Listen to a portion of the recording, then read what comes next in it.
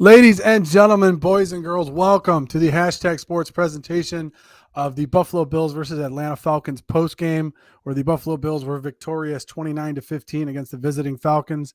As you can see, ladies and gentlemen, on my left, your left, my left, I don't know what it is. We have the co-host of the Tailgate Talk here on hashtag sports on Friday nights. If you haven't checked it out, please start checking that out. It is amazing. Good old Apex Mike over here.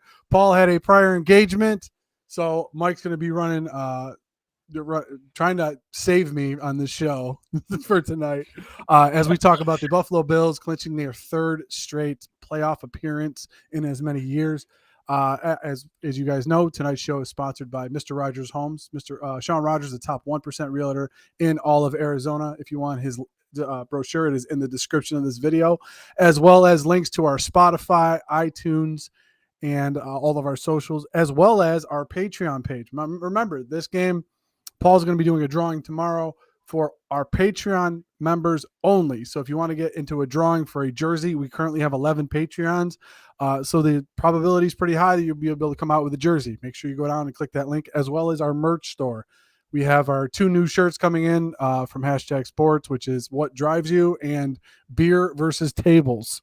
So make sure that you make your way to our merch store and pick a couple of those things up. And then we also have the Paul will be going over that tomorrow with the Gleam, the giveaway that we have. So we got that for tonight.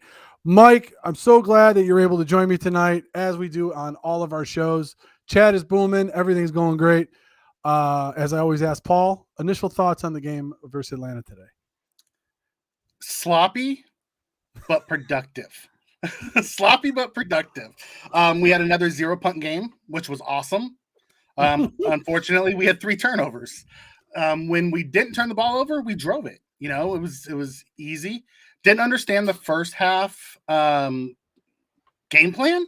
Threw the ball a ton in the first half. I think Josh was like 8 of 19 or something like that in the first half. Yep. But the second half, we grabbed our big boy britches and we pounded the rock. It was nice.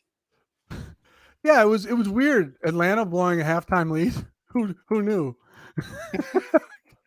Right?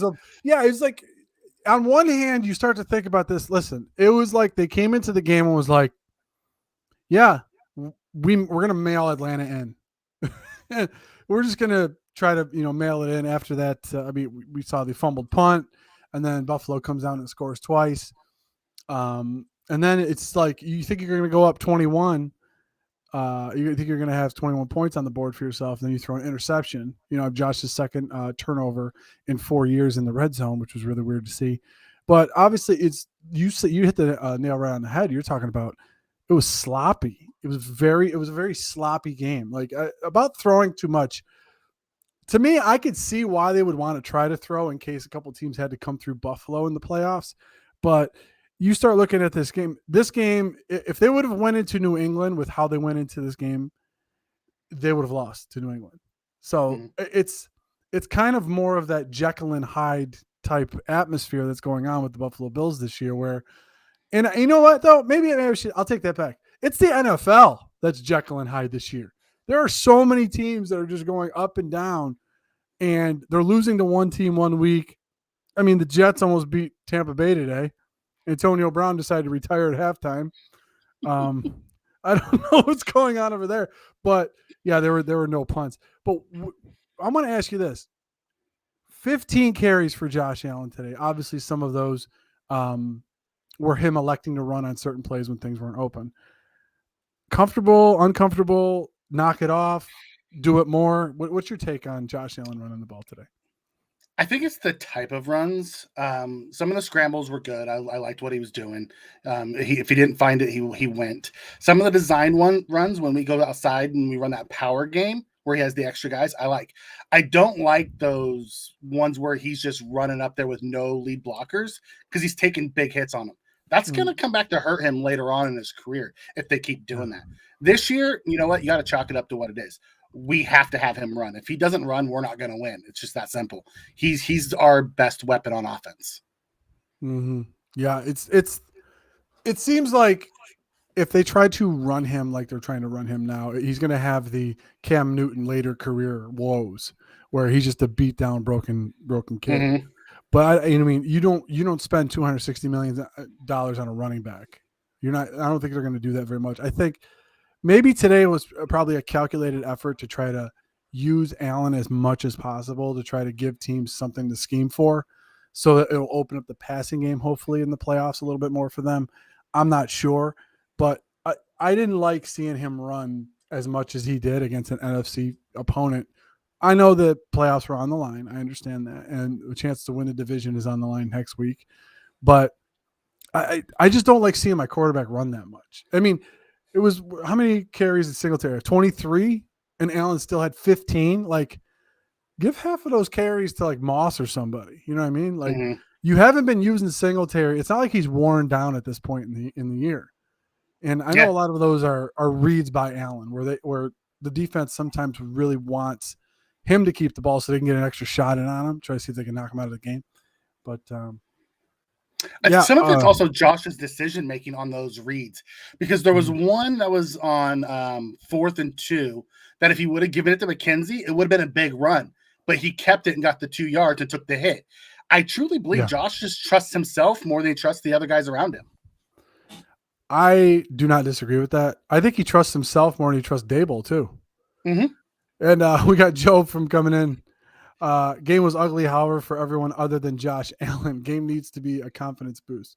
So many people say Bills go as Allen goes. Team knows how they can win without Allen's best every week. You know what the weird part about it is? For the second week in a row,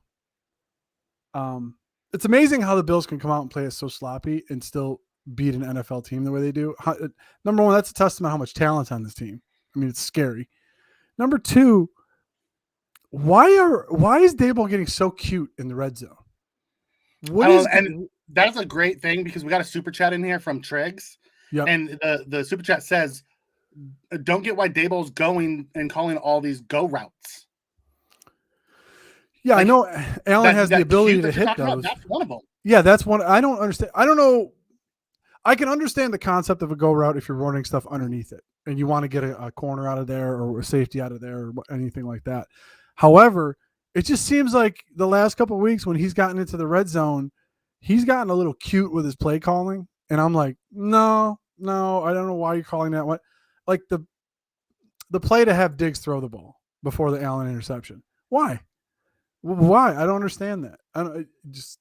I just you want to give other teams certain things to break down?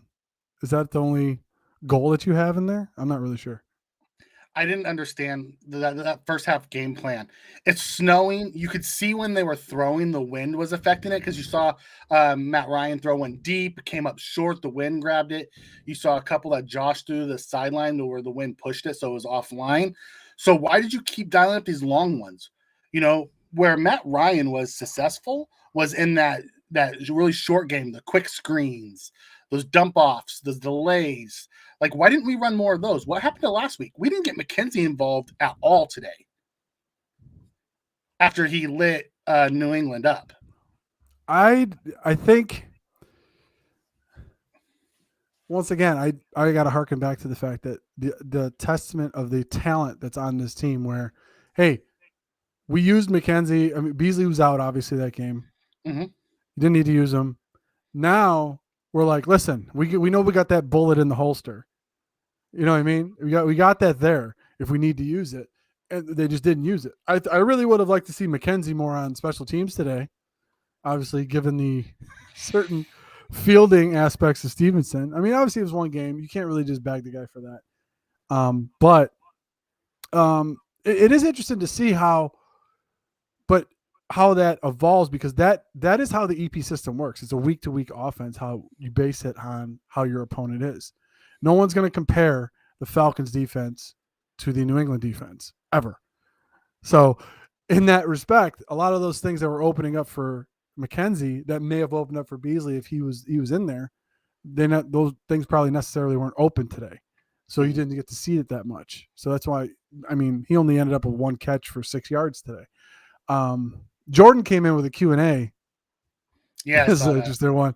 Hashtag sports. Are y'all ready to admit that the Bills definitely need a dome on our new stadium? And what? I don't have any idea how white people think playing in the snow benefits us. It did back in the day. I will say that in the early 90s, it just seemed to be more beneficial because the team that was making the playoffs all the time that you had to go against were the Miami Dolphins. Like now it doesn't matter. You're playing New England. You know what I mean? Like that's the other team that's making it with you. So um, I always waver a little bit on the stadium discussion. Mike, what's your take on that? Do you think we need a? Listen, We I need a live dome? in Northern California, so one way or another it doesn't really bother me. I'll tell you, if the Blue Ghouls decide to not build a dome, then Bean needs to build a team for the weather. Like the way this team is constructed, we're constructed where we do better in a dome because that's just we're a high-powered passing offense. If we're going to keep the elements as part of what Buffalo is, and that's what they want to do, that's fine. They need to go out and get some big nasties on the offensive and defensive line that can stop the run and allow us to run, because that's not how we're constructed today. That is true. I mean, in the NFL, most of the successful teams that you see, the offense will complement the defense. It will, Mhm. or vice versa. That's how it will work, and that's how it's always been. So that's the thing that you got to have. Those are the things that you got to have. Right now, this is a pass first offense that has many weapons at wide receiver. They could put up points in a hurry. So what kind of defense do you need? You need a defense that could stop the pass of teams trying to come back from that. And then we've seen the trouble with the Buffalo Bills when they don't have those big leads. This defense, we're like, oh, why can't this defense stop anybody? Well, this is what happens. This is why. So You would also think they would want a dome for the not just from a football standpoint, but you can use it year around. I mean, look what Jerry does with Texas, down in Texas. He uses that thing and gets all kinds of different events there. You're telling me you don't think on the East Coast the NCAA would love to come to Buffalo and be able to put oh on, yeah. one of their rounds on the East, or Oh bring in yeah. concerts or anything like that? You'd think they'd want to use it for more than just 20 times a year. That is the biggest thing about it. The only thing that it would benefit, and I think Paul brought it up one time when we were talking about the dome. He said, listen, it would have to be something where you would have to use it like you're saying right now. You have to use it the entire year. Concerts, venues, Final Fours, anything else of that nature. That's how it would have to be. And just to go off of everybody else's point about Josh, and who said it? Let me scroll up and get that. I gotta try to get this. Imagine if he played in a dome.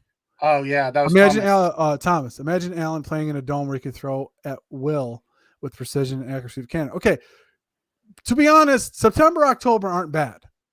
Okay, so let's try to do this. Let's have some fun with this. I just looked up Allen's stats real quick, just to kind of give you guys a measure of his breakdowns. September and October, he's thrown 44 touchdowns in the month of September, October with a 62% completion percentage, maybe 63. In November, December, he has 54 touchdowns with a 64% completion percentage. He's actually completing more in the cold, y'all. So, I mean, I love this one. It could go either way. Anybody got an extra $1 billion for the dome? Because that's what it's going to cost. Pretty much. He does run a lot more though in those later months. That's a shocking stat. Wow, he's run the ball in September and October. He runs the ball 98 and 90 times. In November, December, he ran at 103 and 109. Interesting, nonetheless. Yeah, games 9 through 12. That's tough. What'd James say? James comes in and says, "I hear Antonio Brown is available." Yeah, I doubt anyone's going to touch him though. I'm just saying. Oh wow! Just going out on a limb. I don't even know what the heck sparked that.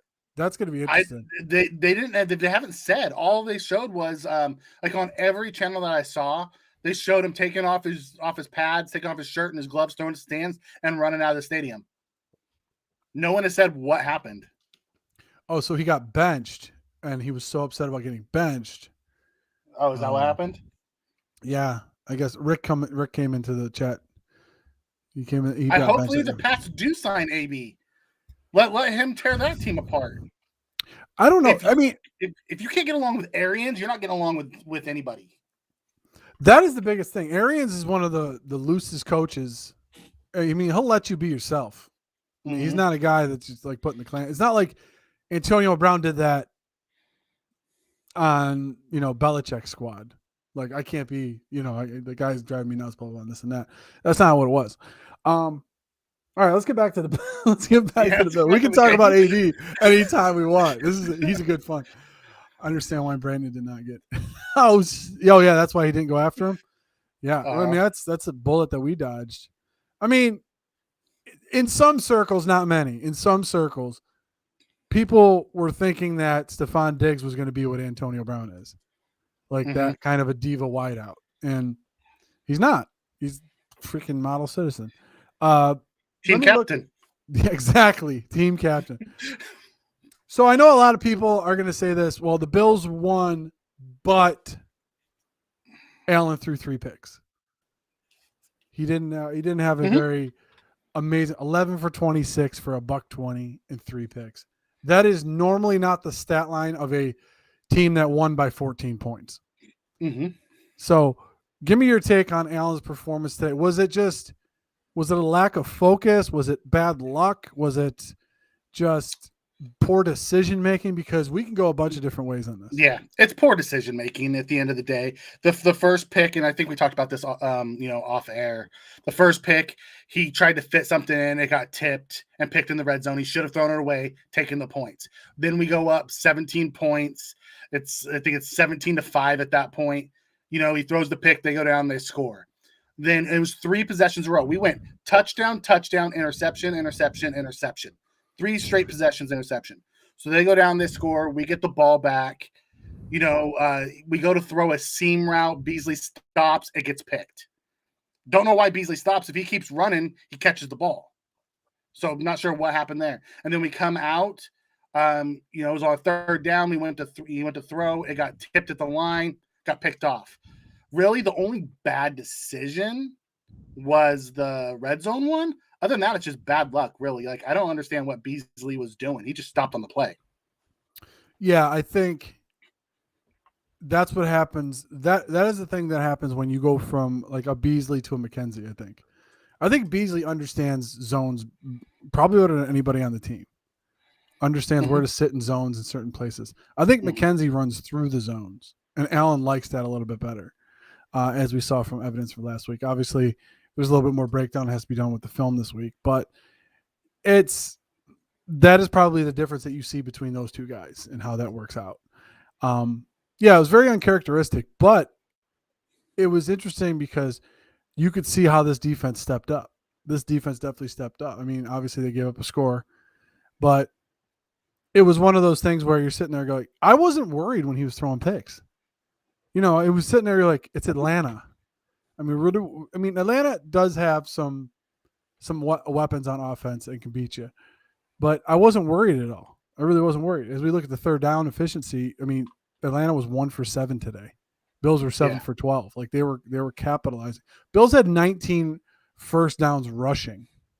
I mean, when was the last time you seen a Bills team that had a winning record that had 19 rushing first downs? Yeah. I can't remember. The game felt, up after that 3rd pick, it felt very much like the Jacksonville game. And if Daboll continued throwing like he did against Jacksonville, I have a feeling we would have led that way because the weather just wasn't conclusive to what we needed to do today. As I said earlier, we saw Ryan throw some, the wind picked it up and moved it. Saw some of Josh's pass, the winds was messing with it. Guys were dropping balls. So we needed to put our big boy pants on and start running smash mouth. And that's what we did. And we learned from that Jacksonville game, okay, the pass isn't working. Let's run the ball. And we ran it right down their throat. We went touchdown, touchdown. And then I believe that after that, it was game over. We just ran out the clock for like the last 7 minutes. Yeah. Yeah, we could definitely bury them. And I like what Joe says here. Joe, who does a fantastic job on our play-by-play. And you definitely are the man, Joe, because on games like today, you must have been banging your head against the desk as everyone's throwing their comments at you. But he says Tampa Bay only had the lead versus the Jets for 15 seconds. San Francisco's losing to Houston. Can we stop acting like the Bills should be blowing teams away? Welcome to the NFL. Winning is tough. no matter the opponent. That is true. You're right. Any given Sunday is the biggest thing. Like people got when talk about. That's why I laugh and scoff at it when people say, "Oh, do you think this college team could beat Jacksonville?" And I'm like, no, no. These are professional, like athletes. These are men that are playing this game. I know Alabama's probably the closest team that could probably beat Jacksonville, and they probably lose by 30. Like, I'm not even kidding. Like, that's just basically how it works. And that's just how it goes. I mean, the fact is, and that even emphasizes my point from earlier, Joe, and the fact that this Buffalo team came out and it looked lazy. Like, I hate to say that word, but it looked lazy. It looked, not the defense. Believe me, the offense looked like they were trying to just mail this one in, trying to run any kind of play that they wanted to in the playbook. It was like Dable had a dartboard with Dorsey last night, and they were just throwing it and saying, "Oh, what's the script? Let me just throw darts for the first 15 plays." That's what it kind of seemed like to me. And even in doing that, you still were up 14 at one point, and I was like, okay, how much talent really is on this team that they could come out and play a little flat like that and still win by 14?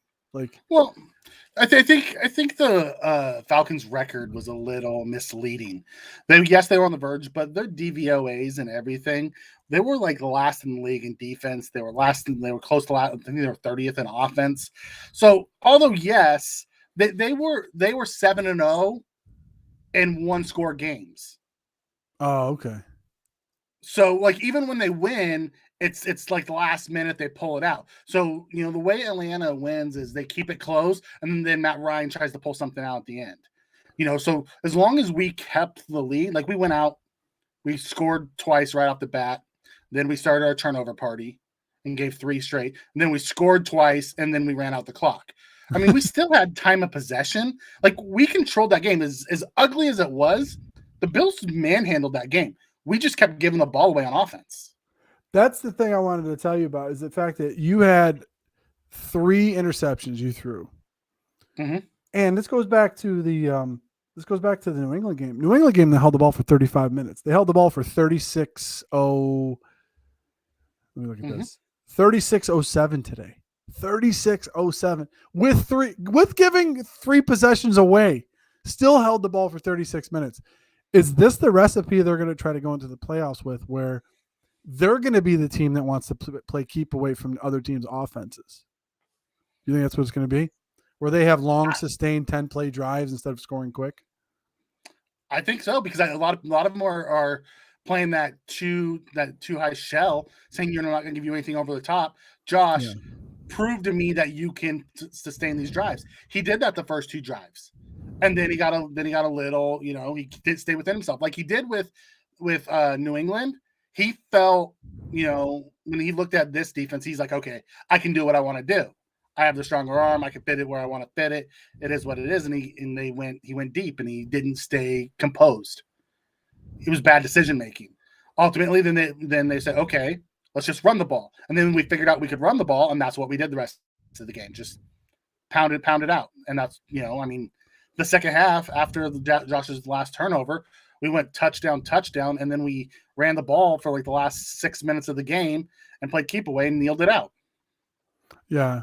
I mean, we got a couple of comments in here. Last 2 games, our defense is 2 for 17 on 3rd down. Thank you for that, Garn. Appreciate it.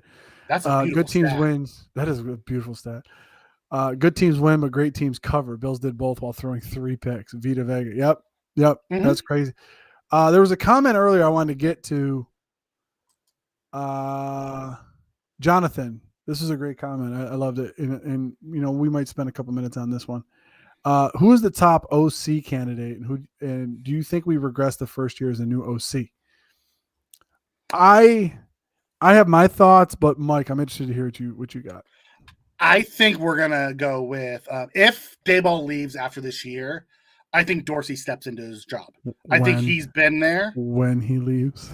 Yeah, he's gonna go. I mean, I think it's a foregone conclusion.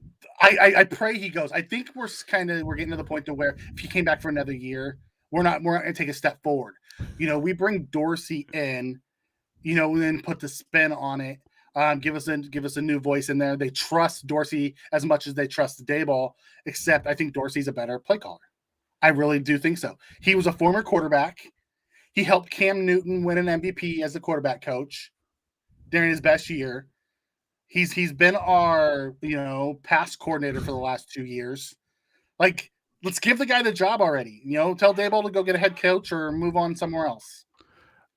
I think I like your breakdown. I think a lot of people will have that thought and that sentiment where they want to go in-house. And it seems like that's the way that it's been. It's been kind of like a family atmosphere. Like, you get promoted from within. It's not like they're going to bring somebody in from the outside. Mm-hmm. We must remember, though, when Daboll got here, that's when Allen got here. It wasn't like Daboll was already here calling plays, and then Allen finally got here, and then that's how it worked. They both got here at the same time, and they both grew together. Mm-hmm. I'm just reading. Sorry, I keep laughing. I keep reading the chat. People talking about, I just came into the stream. Did Paul storm off like Antonio Brown? James, oh my God. You do not want to see Paul without his shirt on. I'm just going to say that. I mean, Paul's got a chest you can eat a bowl of cereal out of. Like, that's it's crazy. But I'm just saying this. I think that if they go and they go for an offensive coordinator, I think this is going to sound really stupid.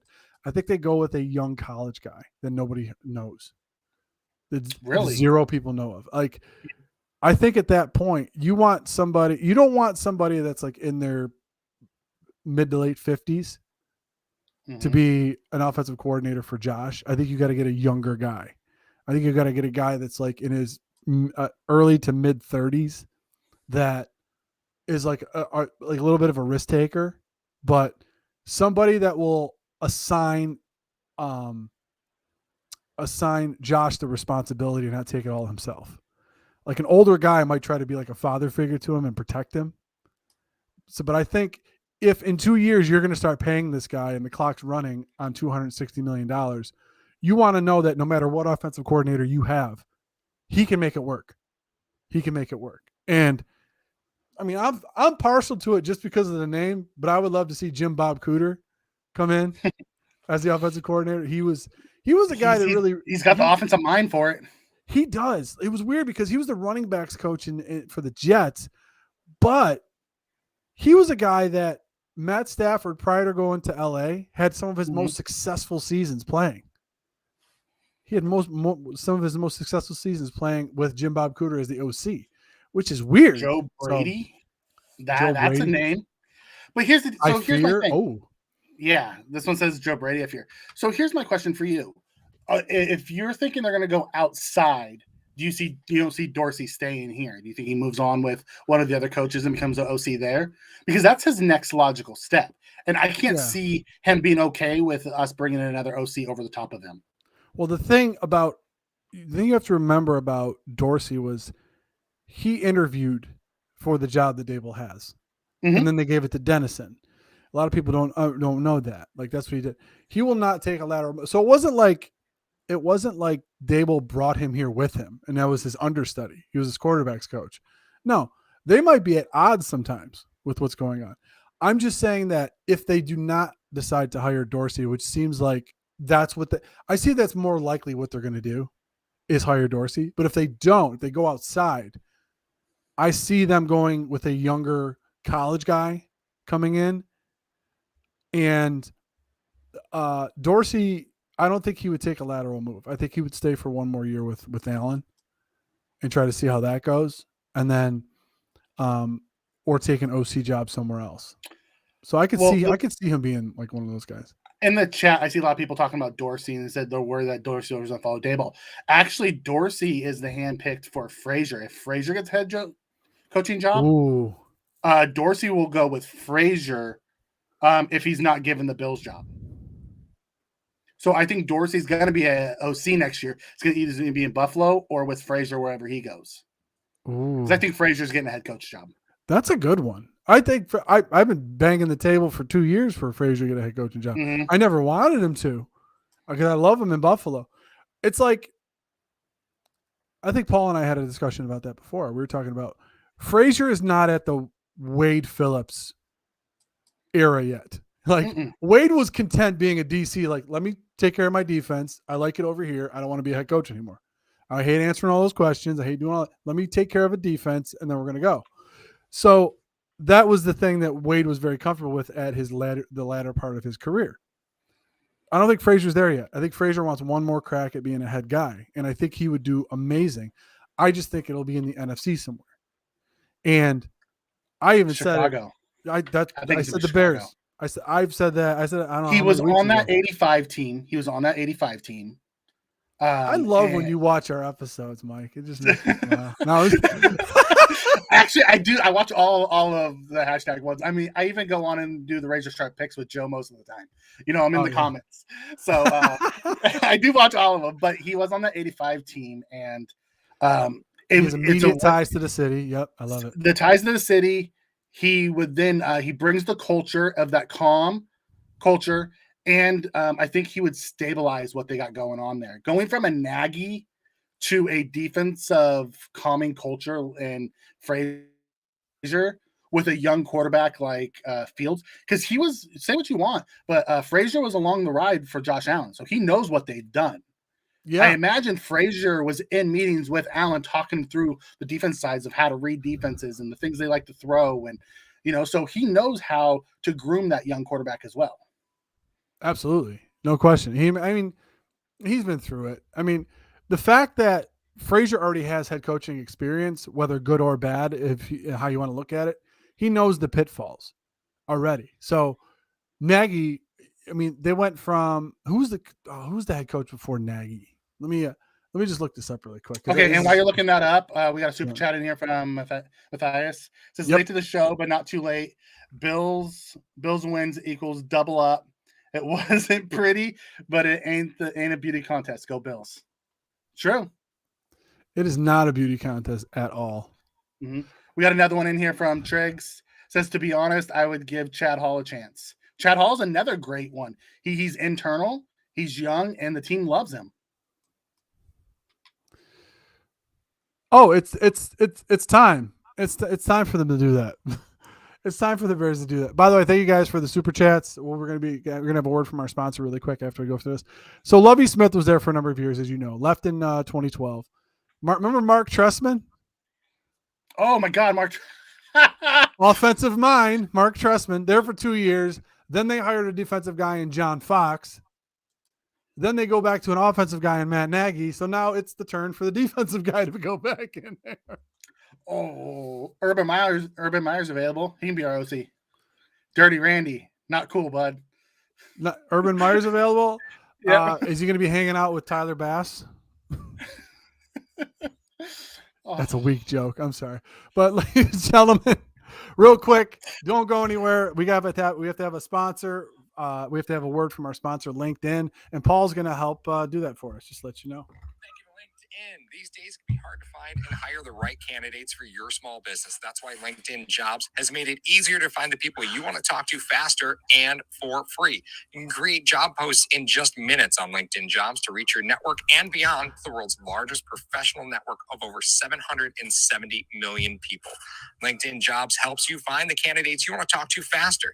Did you know that every week nearly 40 million job seekers visit LinkedIn? Post your job for free. LinkedIn.com/HTS. That's hashtag sports. That's LinkedIn.com/HTS to post your job for free. Terms and conditions apply. Yes. You didn't think I was going to read that, did you? We like to no, but I'm saying we like to thank LinkedIn for being one of our title sponsors, along with Mr. Rogers Homes. I'm going to hold the phone close to it. I'm not remembering all that. I'm not going to do that. Mario, you have a comment in here from Jordan that says, yes, close that door behind you. He keeps feeling like someone's going to walk in, and it's creepy. It's the ring. Don't worry, Jordan. She's going to crawl out of the television anytime right now. Swear to God, that's what's going to happen. I love Todd Haley as an offensive play caller. I just don't know how that would mesh, because Todd Haley has kind of rubbed a lot of people the wrong way in his tenure in the NFL, from what I've read and seen. So Paul works as a LinkedIn advisor. I love Todd Haley. I mean, Todd Haley has worked with some really good offenses, and he's put up a lot of points with a lot of teams. So I think he's coaching a high school team at this point. I'm not really sure what Todd Haley's doing. That wasn't even a knock either. I think he's at the high school level. No, I know. think it isn't. I was laughing from oh. Garns. It says, "Who can we get to be from the OC from Carolina?" That would be Joe Brady, who just got fired from Carolina. It would be He did. Stop. Yes. Yeah, he got canned about 3 weeks ago. He was a head coaching candidate. He was a head coaching candidate, and they canned him. Oh my God! They gave him Sam Darnold and said, "Oh, you can't fix him, then you're out." Well, you know what though? That's a great point to bring up, though, Mike, and the fact that is the progression that happens with a lot of these coaches. So somebody is the scapegoat, and you remember, was it Greg Roman when Rex Ryan was here? Wasn't he the scapegoat that got fired? Didn't he get canned first, and then Ryan ended up getting canned eventually? Yep. But face for radio, savage. Wow. Jesus, you guys are. He's not even here to defend himself. How likely is it that for Dable to get a head coaching job? How many positions are there going to be? I think there will be quite a number of positions that open up. I think is the minimum's gonna be 6. It's usually that every year, isn't it? It's usually like 5 or 6. But I think a lot of guys may get fired that you didn't expect, but a lot of guys will retain their jobs who you didn't expect. So I think that's going to be a double. That's the way it works, based on the patience of the team. Like, if you went into a season and if you went to a team and you had an incumbent quarterback and he was like on his last legs or last year's, and then you went in there and said, "Listen, I need my guy in here for this to work." Mm-hmm. That's what happens. So sometimes the GM and the head coach will tie their expectations and their success to the next quarterback that comes in. That was one of the things that happened with Doug Whaley. They were kind of waiting, and then he drafted EJ Manuel, and we saw how that played out. It didn't. So that all being said, a lot of those teams, if you see teams that look like they may fire their head coach, but their teams are going to be picking in the top 10 and take a quarterback this year, those are teams that are going to be moving forward. Or they just might wipe the board completely clean, fire the head coach, fire the GM, get the GM in there, get him his head coach, and then they draft their quarterback this year. So that's a lot. That's what happens usually. Bills did that a little bit backwards. They came in and they got their head coach. Then a few months later, they got their GM. And then the following year, after acquiring assets, they got their quarterback. So, and we saw how that worked out. Look at Arizona, Murray, and Kingsbury. And you know what? You know what's crazy about that is they start. I was listening to it was one of our old GMs. It wasn't Whaley. It was his number 2 guy, and I can't remember his name. But I was listening to him talking. They were talking about that first year when Sean got there, and Terry Pagula was like, "Patrick Mahomes is the guy I want." And Sean's like, "I don't think we're ready for a quarterback. We need to build the culture first." And he's like, "Okay." So Patrick Mahomes was the guy that Pagula wanted. And then the following year, he's like, "Josh Allen's the guy I want." Maybe that guy's just got a knack for spotting good quarterbacks as an owner. Like, think about it. Like that's crazy to hear that. Like, we did 2 different episodes, just to kind of, sidestep this for a second. We did 2 different episodes, Paul and I, because we had to, comparing Josh Allen to Patrick Mahomes, because more than Baker Mayfield, more than Lamar Jackson, it used to be Sam Darnold and Josh Rosen, because they were all taken in that first round. More than the class that he was drafted with, Josh Allen is going to be compared more with Patrick Mahomes, because that is technically what the Bills gave up to move back. I understand that. But the problem we had to do 2 episodes with it was people in Buffalo thought that the year Mahomes threw 50 touchdowns, they thought he would have done that in Buffalo when he had Tyreek Hill, Travis Kelce, sat for a year, and all this other stuff. Meanwhile, Josh Allen's throwing to Kelvin Benjamin and Zay Jones. Like, they ain't the same. But here's the craziest part. He was really our number 2 guy, Streeter. Oh my God. Oh my God, I forgot about Streeter. And thank you so much. I appreciate the nice comment. We both miss Paul too, Jordan. It'd be better if he was here as well. But I appreciate the comment. That was back and Andre Holmes, true. But the thing was, Andre Holmes. the way that whole trade worked out, and Paul and I were trying to explain this to a Buffalo Bills mafia contingent that were really upset about it. Here's what you did. You traded the first round pick, moved back and got Trey White and the resources to get at Allen and Edmonds. You're telling me right now that in 2022, you would go back and trade Allen, Edmonds, and White for Mahomes? Remember, Reed's not coming here. None of those offensive weapons are coming here. So I think when it's all said and done, Allen, Edmonds, and White's contract will probably be the same as Mahomes, but that's 3 players, not 1. So I think the Buffalo Bills really made out on that deal. Yeah. With now that we're 4 years in and Josh has grown into the quarterback that he has, I'll be perfectly honest. I wouldn't trade Josh for Mahomes straight up right now. I think Josh has a higher ceilings than Mahomes. Mahomes is great, but he's not getting any better. His best year was that 50 touchdown year so far. Yeah, and I knew that was coming. I was just about to get to that point. Grande, do you include a Super Bowl ring and MVP award in that hype? MVP awards I could care less about. I don't care if my quarterback gets not with the team that Buffalo had. Patrick Mahomes won the Super Bowl and the MVP because he walked in with Travis Kelce and Tyreek Hill and Andy Reid. Coming to Buffalo, he doesn't have that. No, but what I'm saying is the thing is, would you do that trade because Mahomes got a Super Bowl? And I understand that. I understand that logic. But I don't think Mahomes wins one here in Buffalo if he was here for those 4 years. Now, the question is, does Allen throw 50 touchdowns under Reed? I think that's up for debate. I think you could debate that now. In his second, if Allen got to sit for an entire year behind Alex Smith and then came in and played, Allen in Kansas City would have been just dynamite. I just really think that he would have been amazing. And I keep telling people this all the time. Stop it with the Tom Brady talk. And I always got to bring Tom Brady up. If Tom Brady was drafted by the Bills in 1999, he'd be celebrating 20 plus years working at, West Hereford. Okay. I don't want to hear that he would still be the GOAT if he was drafted by the Bills in 99. I don't want to hear It's that. all about situation that you're drafted into. And I love this comment by Triggs. He says, what's funny is Denver passed on Allen for an injury prone DE and Miami passed on Herbert for an injury prone quarterback. It's all about where you fall. Like, would Herbert be the same quarterback if he was in Miami? He wouldn't have walked in having Allen and Eckler and Henry and Williams and all those weapons. No, I love the skill set though, because to me, I think the skill set of Mahomes, the skill set of Allen, the skill set of Herbert, I think those transcend offenses.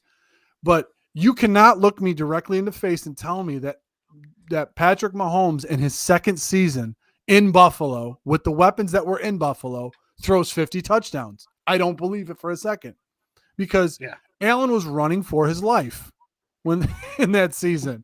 I don't think Mahomes has those wheels. He would have taken a beating back there. I really think that would happen. Herbert still does better than Tua. I believe that. No one's told Tua that he's not left-handed yet. I mean, I think someone's got to let him know that he's actually right-handed so he can throw more than a 7-yard in cut.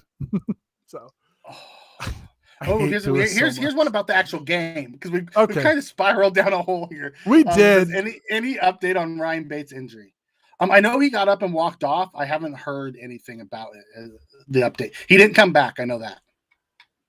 No, I didn't. You know what though? I didn't really even notice that he was out. I mean, I saw him go down, but I didn't even notice he was out for a sustained period of time. To turn a ball over. Yeah. Bates. Let's talk about that. Let's talk about Mr. Ryan Bates. Over the past 2 weeks, Allen, he got sacked once today. How many times did he get sacked last week?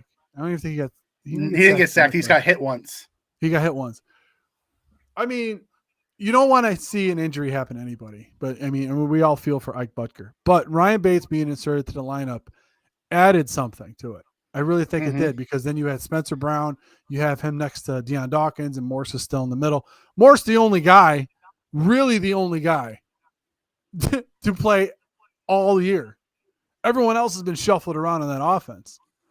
But Diggs got sacked. Yes, spin. Okay. All right. Was Spencer Brown. Name an O-lineman for our team from that 2017 line. I can't. Eric Wood, maybe? Ryan Groy? Like, is that an offensive lineman from 2017? Cordy Glenn. Cordy Glenn was still on the 17 team. Yep, he was oh the my left God. tackle. He was. Yep. Oh, Jesus Christ. That's not even fun. Don't even play with me right now. I mean, but anyways, let's get back to Bates. Yeah, I don't. If Bates is gone for a sustained period of time, I'm gonna be kind of scared. But what's the timetable that we've heard on Mongo? What's going on there? Mongo came in for Bates, so he's Mongo back. came in. All right. He was the emergency center and guard in case someone got hurt, much like Dion was last week. Bates played solid today. He was great in the run game. He was solid in pass protection. Mongo came in and was good in the run game. Oh my God, Mike. I just Oh my God. looked at the 2017 offensive line. Incognito, Deion Dawkins. Left to right, Dawkins, Incognito, Wood, Vlad Dukas, and Jordan Mills. Oh my God. What? That's right, because that was the year we drafted Dawkins, who was supposed to be our right tackle. Cordy Glenn got hurt, so we moved him to left. Well, Hyde and Poyer are on that team. How about that? Yeah, Hyde, Poyer, and a rookie. The 2017 was the team that broke the slump. Yeah, at 9-7. Yeah, that's crazy. Yep. Only year Dawkins was okay. Stop it, Paul Berg. I knew you were going to be in here the minute I said Dawkins. He hates that guy. Oh my God, I can't wait to buy you a Dawkins jersey just for fun. Just think about that for a second. We're complaining about our offensive line this year, and in our 2017 we had Mills and Dukas on one side. Oh, Mills was a revolving door. He was. That line was a sieve. Rick Dennison is our O-line coach. Oh my God. Oh, Dennison was our OC that got canned, right, that year? Starting wide receivers were Calvin Benjamin and Deontay Thompson. What? That was a very aggressive stroll down memory lane. I'm not doing that anymore. All right, so as we talk about this, we got about 15 minutes left. Mike, you're going to enjoy the roast session. You're going to enjoy the roast. Oh yeah. At the end of the show. I enjoy it every week from the comments normally. Oh, you blast us on the comment. I love it. I love the fact that you're in the hot seat now. This is pretty fun. Okay, so just a little stat for y'all. When you guys go to the water cooler tomorrow at work, this is the 10th game. And obviously, yes, I'm counting the one Mac Jones game where he threw 3 passes. This is the 10th game that the Buffalo Bills defense has held an opposing quarterback under 200 yards passing. 200 yard pass, not 3, 200. I think that's an amazing accomplishment for this defense in this season, going 10-6. I just think it's amazing. 10 games holding in this league the way it is right now. You're holding 10 of your opponents under 200 yards passing, and believe me, they're not 10-0 in those games, which is weird. So it just tells you how Jekyll and Hyde this offense has been with this team. Ben Bedova. Yep, that's right. We at least avoided the 9-7 this year. We're always avoiding 9-7. However, you jack wagons, if you go back to the beginning of the year, I predicted 12-5, and all you guys spit in my face saying, "We're not losing 5 games, you maniac. We're not losing 5." I go, no one saw us losing to Jacksonville. Let's be honest. Honestly, I didn't either, but I that's why I only picked numbers. I said 12-5. I didn't care. I did predict the split with New England. I did. I think I had them sweeping the Dolphins. I can't remember. I don't know. I have to go watch the episode again. What the hell? I predicted this game was going to be 100 total combined points. That's what I thought. Yeah, I don't know. I would like to point out today, as bad as the game went for Buffalo and as sloppy as it was, we were 4 out of 5 in the red zone. That was amazing. Those are the stats that win you games. Those are the stats that win you games. What do you say? We had a game where we held the quarterback under 20 yards. We did. And I included that. Can we sign Cordell Patterson this offseason? Oh, I would love to have him on this team. However, he didn't do nothing today. Yeah, but he's an aging guy that's probably going to want anywhere between 8 and 10 million by the way he's playing today, and I don't think the Bills have that in their bank account for a hybrid player like that. Like, let's say you don't re-sign McKenzie, you trade Moss, you don't have Breida next year. None of that's still financially going to help. Why would you trade Moss? Why would you trade Moss? I'm saying if you were entertaining to get Patterson, If you're Oh, okay. entertaining that idea. Bean loves hybrid players that can play multiple positions. So Yeah. if you're losing McKenzie, you can't sign him. If you're who's the other player I had? I had Moss, I had McKenzie, and I had another player. I can't remember who it was. Breida. So let's say Breida's on a 1-year deal, McKenzie's on the last year of his deal, and let's say you would trade Moss to fill that role. And now you have other positions available that you can either draft or fill if you wanted to. Like maybe that linebacker room that needs more bodies in it.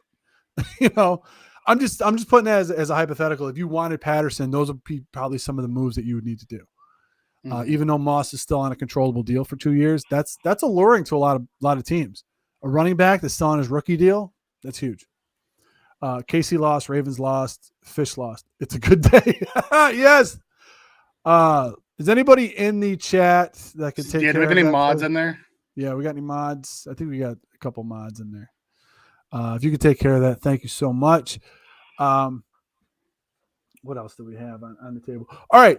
So for the last few minutes, I want to go over this. Mike and I were playing around with the playoff simulator machine on ESPN. It is hysterical to play with this thing, to try to see there are so many scenarios that go on with the last week of the season. So currently, as it stands, with the games that have been played today already, Tennessee is the first seed, Kansas City is the second seed, Bengals the third, Bills the fourth. Those are all the division leaders right now. Then you have New England's 5, Raiders are 6th, and Indy is 7th. Also on the Dolphins to win outside the Pats and miss playoffs. That would have been amazing. That would have been one of the most amazing things ever. So, as it currently stands, am I able to share? Let me just try to mess around with this for a second. Can I share my screen? If you click on share screen, it should push us over the side. There we go. Let me share this bad boy right here with everybody. This screen is the one I want to share. I don't know if it's going to let me do it. Yep. Hold on. I got to just move it onto the screen for you. There we go. There we go. Let's get us on the side here. Let's do this. Okay. I don't know so people could see it. There we go. Is that a little bit better for y'all? Hopefully it is. Anyway, so we got right here Indianapolis at Kansas City, Vegas at Cincy, New England at Buffalo, and the first seed Tennessee will get the bye. We don't care. Let me widen this. I can make this a little bigger. No jokes. I don't want you hearing any jokes. Okay. So people can see this. I don't know. So here's what we got. New England coming to Buffalo. So if we go to week 18, anybody else in the AFC got to play? Denver. Let's what do you say? Denver or I think who's the winning? Chargers are winning. I think the Chargers are winning. Okay, right so now. we'll pick the Chargers there. So that makes the Chargers the 7th seed. Interesting. And it knocks the Raiders out. So as it stands right now, this will probably be by the end of the day, if everything stays the way it is, this is where the playoff seeding is. The craziness about the last week, like Bills play the Jets. I think we're going to take the Bills on that one. Bengals and Browns, I'm taking the Bengals. Let's just see if we take all the teams that are like the division lead. So Kansas City, Indy, New England, Chargers versus Raiders, Don't Tennessee. forget Tennessee. Yep. Yeah, I did that. I got that one. Okay. I think I got them all now. Yep. So they got them all. So as it stands right now, if all those win, we have divisional matchup, and then Indy goes to Cincinnati. This would be a bloodbath. I really think that Indy-Cincy game would be a bloodbath. Mm-hmm. It would be absolutely like 100% insanity from those teams. That is a nightmare for the Chiefs too, catching a LA team again. Yes. Who's put them on the ropes twice already. They did. They have. That would be crazy right now. So let's just mess around with some of these things. Let's just say, what do we want to say here? If you go the two games that will make the biggest difference is the New England game and the Charger game. Let's say, okay, the Raiders beat the Chargers and the Dolphins beat the Pats, which have happened. We scroll down to here. Look what happens. New England goes to Kansas City, which that could be crazy. Nothing changes between the 3rd and the 6th seed. Vegas comes to Buffalo. Is that insane to you? It is. That is insane to me. to see that. I see us playing the Pats. Yeah, a lot of these scenarios that happen, we're playing the Pats again, but they're coming to Buffalo. So it's wrong. The Colts will play the Chiefs. I mean, this is the simulator, so I don't know. How would the Colts play the Chiefs if that went? All these teams are 10-7. The Colts have the tiebreaker over New England, and the Raiders have the tiebreaker over Indy because they beat Indy, and that's why it lines up this way, all at 10-7. Being in a dome team from a warm climate. I don't see any. I see one dome team in the playoffs. No, so let's say no, I'm just messing around, guys. Sorry. Let's say Denver. This is the craziest part. Let's say Denver upsets Kansas City. Let's leave New England and the Chargers still winning, right? Mm-hmm. Let's say Denver upsets Kansas City. Look what happens. I don't want to see this, Mike. I don't want to see this again. I do. No, I don't. I do. I don't think they could do that again to us. I really don't. I mean, from a marketing standpoint, I mean, you got New England and Kansas City. Those two fan bases really can't stand each other. You got Herbert versus Burrow. I just think that sells itself right there. Even being a 7 seed versus a 2 seed. And this being a revenge game with Frank Reich in the playoffs coming to Buffalo, you could write that story immediately. Mm-hmm. So, I mean, now, granted, I don't see Denver, who's getting beat 20-6 by the Chargers. I don't see them beating Kansas City. Okay, let's say we go upset city. Let's go upset city. Okay, Jags. Oh, go grab the Bengals. Yep, this is the last one. This is the last one, guys. So we're gonna go upset city because this whole season has been turned on its head. So let's just mess it up. What happens? Everybody gets upset. Everybody gets upset. You don't see much of a change. You really don't see much. So Indy would go to Kansas City. New England would go to Cincy. That's a matchup I want to watch. I want to watch this game. Mm-hmm. I just do. And then Vegas would come to Buffalo. So more than likely, the Buffalo Bills would probably have to play Kansas City eventually. So really the biggest one comes down to the route really one comes down to is the two games. Miami versus, and oh my God, they get the second and the seed. Raiders and what? And we got the second Everyone seed. gets upset except for Buffalo. Buffalo gets the second seed. And then we get Tennessee for it. Or we get Indianapolis for it. Indianapolis. Yeah. No. All right, I'm gonna stop sharing this. So So the two biggest games come down to, what happens in the Pats Miami game, and then what happens in the Vegas LA game. And depending on that is kind of how the seeding's gonna shake out. Yep. And I'm loving that. I'm loving that. But I really think that the more likely scenario is the Buffalo Bills are going to be playing the New England Patriots at home without a 75-mile-an-hour wind. And it's going to be interesting to see how that game manifests. To try to beat New England twice in one season, once being in the playoffs, I think would give you a leg up on the division itself, because you almost lost a hold of it this year, and if you lose to the Jets, you still could lose. James, we have not clinched the East yet. No, if we win next week, we clinch. We've clinched a playoff spot. We haven't clinched the East yet. Which is another thing I said in the way too early schedule preview. I said it's going to come down to week 18 for the Bills to clinch the division. So, are you trying to toot your horn because of how bad you were last year at your prediction? I think everyone was happy with the fact that I always lowball the team's record. I really do. You do. I always do. I err on the side of caution way too much, Mike. I'm not honestly. I said at worst we would lose 5 games. Okay. That's good. That works. Yeah. Mike, just between you and me, I don't know why people still listen to me. I'm always wrong. I don't understand. Because it's fun to troll you after you're wrong. That's why people listen. I can't wait till I have the 9 and 7 t-shirts come out. Y'all will buy that. I swear to God. All right, Mike, I am putting 3 minutes on the clock. As you know, when the Bills win, we roast. You guys Do your worst. I'll have Mike put them up on the screen. 3-minute warning starts now. You guys can start roasting the out of me and or Mike or the Bills or Matt. Paul. How about Who's not Matty here? Ice or Paul too? Yeah. Oh God, talk about a bad penalty, man, to end your playoff chances. Oh my God. Oh, Garn comes in. He says, you're saying we'd essentially would play New England weeks 13, 16, and 19. What? 3 AFC East were in the top 7. Yeah. Isn't that crazy? Yep. And then Tua got exposed. Right. It was 3 AFC East were in the top. Dude, that's the difference. Hey, check that out. You're starting to trend, Mario. Someone put on a funny looking hat because of you.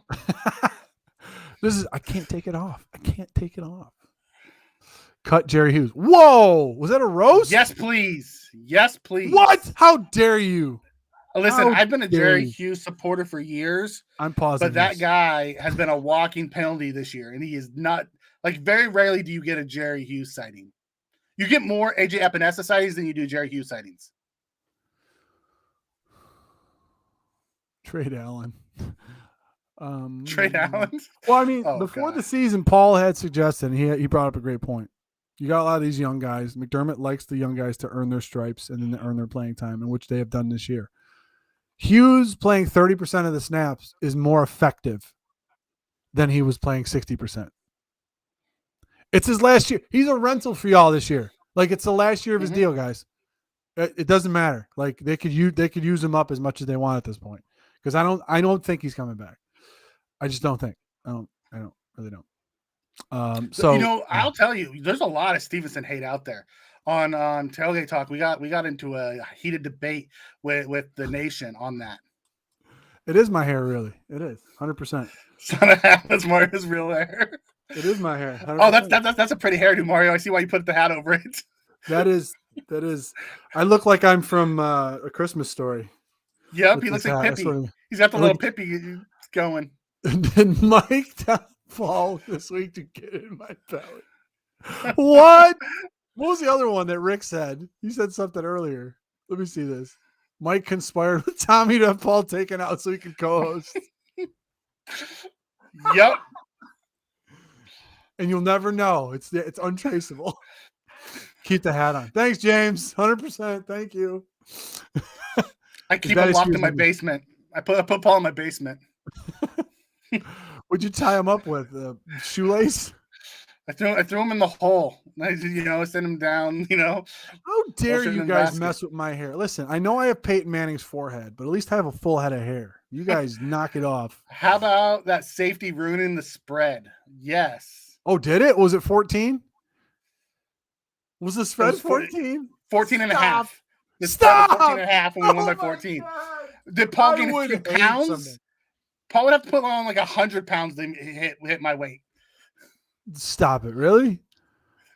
All three of my kids, if Paul was holding all three of my kids, he still doesn't weigh as much as me. Daniel Garies. How dare you? How dare you? Daniel, I thought we were friends. Daniel. That's beautiful. Ugly hats are cool. Makes your woman look better. And grew a salt and pepper beard overnight. Antonio Clown. I love that. How realistic can we get the 1 seed with Casey losing? Let me go on. Let me try to see if I can work my magic here. Okay. Yep. And Paul grew that salt and pepper beard overnight, which is mostly salt now. I'll tell you, I didn't have any gray until I started working with Tommy. Got him. Let me see here. I'm going to try to work my magic so the Buffalo Bills actually get the I think with Tennessee winning, it was kind of tough, but let me see here. Let me work my magic here. See who wins, who loses. Bills winning. No, they can't. Because of Tennessee winning, Buffalo Bills would tie Tennessee if they lost next week at an 11-6 record, thus giving Tennessee the tiebreaker. So even if the Buffalo Bills win next week and Tennessee loses, Buffalo Bills, the highest they can get is the 2nd seed. Yeah. So that is the highest they can. Tommy in the house. How dare you say that? What do you say? Oh. When I said I got my grade because of Tommy. Tommy in the house. She got him. Paul's typing in the closet behind Mario. Please take him some water. I stick, man. I got it. Hold on. I don't know. You said that somebody was it Trigg saying somebody's going to come out of my. Yeah. I'll shut that door next week for you guys. Okay. I don't close that door unless the Bills are out of the playoffs. Okay. That's when I close that door, is when the Bills are out of the playoffs. Not to try to QB seek at the Tennessee one. Oh my God, Donnie Brook. Why don't you kick my dog while you're here? I mean, Jesus. Oh. Where's my Debbie Downers, Nova? All right. So, Mike, first of all, I want to thank you for coming on. And if you guys don't know, #Nation, for the 125 of you that are in here, make sure to smash that like button. Mike is the co-host of Tailgate Talk on Fridays here at #Sports. So make sure that you're checking him and Tommy out. We have to thank our sponsors for tonight's show, LinkedIn and Mr. Rogers Homes. Tomorrow, ladies and gentlemen of #, I waited all the way to the end for this. Tomorrow, we are having a special live at 9 p.m. tomorrow. Paul and I will have 2 guests on, 2 very special guests that I think you guys know. And we're not going to be saying who it is, but just make sure that you tune in for the playoff primer for the Buffalo Bills here at #Sports. It's going to be a 2v2 basically. Me and Paul versus 2 other guests. We're going to be talking Bills, Mafia, #Nation, and a few other things. A very special presentation. So make sure that you guys tune in 9 p.m. tomorrow to find out who the special guests are that me and Paul are going to bring on. Mikey wins the hat competition. 100%. 100%. This is not even Bill's a couple issue. Weeks ago, I had my Bills Santa hat on Tailgate Talk. Yes, Jack. The jersey giveaway as well will be announced on Patreon. So, guys, go down in the description of this video. Click on our Patreon link. It is, for everything included, it is $7.16 for the month. So make sure you go over there and you get your you get your name thrown into a hat for the jersey drawing. So make sure that you guys do that. Feed Stevenson. He weighs like 90 pounds. Yeah, he needs some of them wings that they were given to Minnesota or to given to Atlanta yesterday. Right. But I mean, all in all, the Buffalo Bills with a 29-15 victory against the Atlanta Falcons. They have one more week to close out both the division and the year as the 2 back-to-back AFC East champions. Mike, you got anything to add for #Nation tonight? No, thanks for having me on. You can find me on Twitter at Apex006. Then every Friday night on Tailgate Talk here on #Sports. And then also don't forget to go over and check out my co-host Tommy over on Mafia Sports Report. He's doing a wonderful job over there as well. He is. And we'd like to thank y'all for joining us for tonight. Do not leave halfway through the show like Antonio Brown. We're glad you guys decided to join us. For Mike, I am Mario. This is #Sports Nation. We out.